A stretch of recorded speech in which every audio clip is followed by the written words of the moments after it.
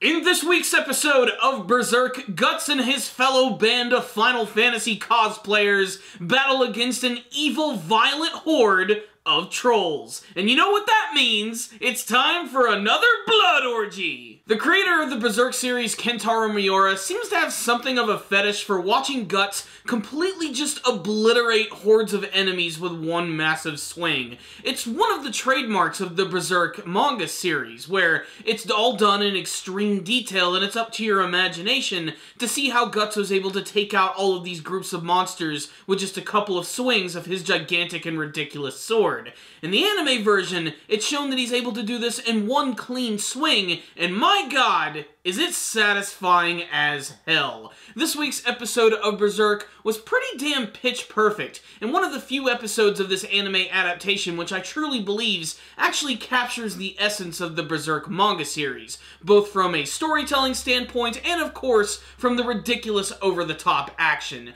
In fact, this was probably the first episode of the series where I thought to myself while watching it, wow, there are some scenes here which are actually better than the manga version. And a lot of those are definitely owed to the visual stylings of the show, especially the brand new mystical weapons which are used by Guts' party. Case in point, Serpico. I absolutely love the way they animate his wind sword, the one that takes the form of a feather. In the manga version, you have to use your imagination of how it's actually cutting through all of the trolls, but getting to see it here with this giant blinding green light, all of this wind coming together, slicing through them, and seeing the damage that it actually causes, it's just exhilarating and manly as hell. And I don't even think I need to speak about the scene where Guts finally decides to come out and starts fighting against the trolls, which is just freaking great. I love it. I love the look of him swinging his massive sword around and then seeing the completely destroyed bodies of these trolls. Some of them are completely cut in half, some of them are decapitated, but you get to see it all in this like semi-slow motion with them spinning around and blood just exploding towards the screen. It's just a feast for the eyes, and it totally encapsulates everything that is the action of the Berserk series. But not to be outdone, we also get to see some action from Isidro himself, who still manages to be very funny and something of an underdog of the story, and he's a character who actually gets a lot of development in this episode, where he starts to rely more on what his actual strengths are and not trying to live up to the lofty expectations that is Guts, who's frankly been through a lot more than Isidro can possibly even understand. He's also sort of brought into this level because he had this great interaction with the character of Morgan, who at first seems like something of a throwaway character, but he's one of those important side characters in this arc, explaining his extreme devotion to the village despite the fact that it's basically just crummy as hell. It's basically just a hole in the wall, according to Isidro, one that not a lot of people care about, but he has a lot of strong connections there with his friends and his family, his loved ones being buried there, and he wishes for the village to return back to its lofty heights. The problem is it's constantly being ransacked by a group of incredibly disturbing and rapey trolls. And when you get to see them all come together, they're frankly just terrifying. They're a giant freaking tidal wave of hair and teeth. Luckily, Shirke the Witch is here, who also gets a little bit of development in this episode. I like the fact that the entire group that Guts is with does get called out by this one minister when they return to the village. He's like, look at these guys, they're dressed so elaborately. They're like the freaking bugs from A Bug's Life. They're circus performers. We don't need them here. It isn't until the trolls actually attack and they realize how powerful they are that they start to come around to their side just a little bit, but even going as far as to even trying to stop Shirke, who is going out of her way to actually protect all of the villagers by gathering them in a church and performing this really kick-ass magic thing where she summons all of these like weird mystical gods which are all varied in color, and the entire church is just bathed with this glowing light, which not only protects everyone and heals their wounds, but it immediately destroys the trolls by essentially just melting them into a pile of goo.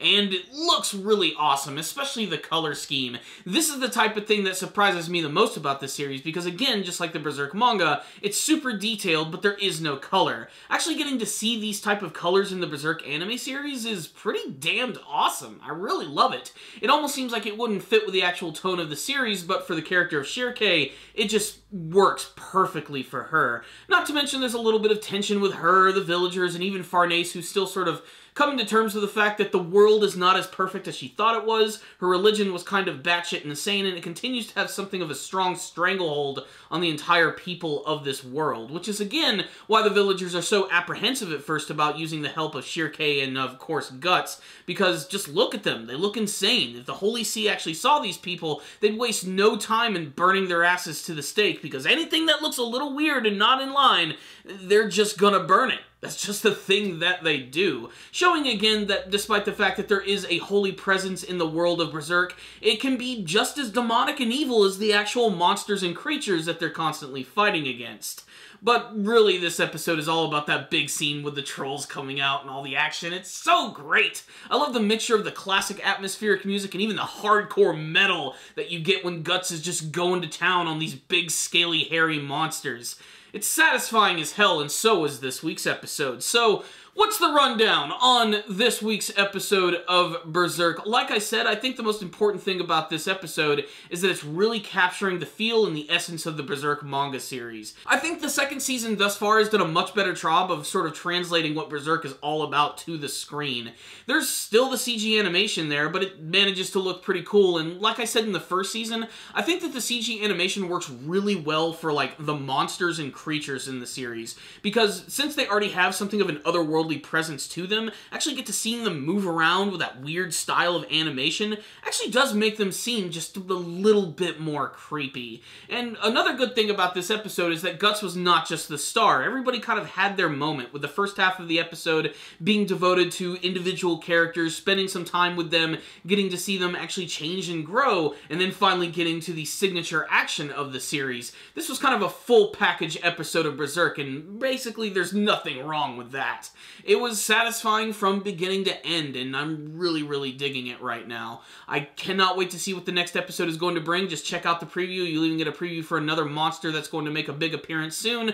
We still have a couple more episodes until, of course, the reveal of the Berserker armor, and considering what they're doing with the stuff here, I really hope that they're going to be doing that justice, because this is one of those episodes where you get the scene of everybody fighting against the trolls, and you actually got to see this stuff in the intro as well. And in the intro, it's done with a more traditional 2D animation, and it does look cool, but honestly, there were just so many great scenes this week, especially that one where Guts came out, swung his sword once, you got to see all of the spinning, destroyed bodies of the trolls, he takes his sword, swings it to get the blood off, and there's a nice slow-mo shot of all this blood just spraying over his face.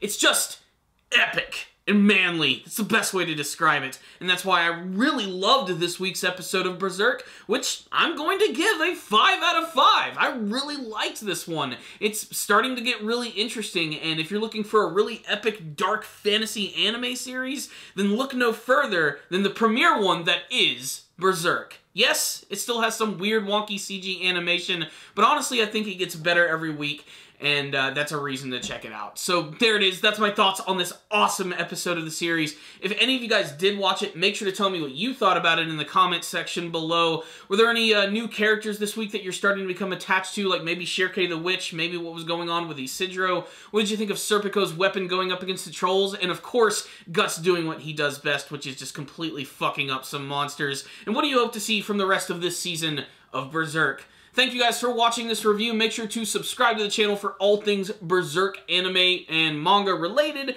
I've had a lot of requests to start looking at the manga version of Berserk, and I am heavily considering doing that.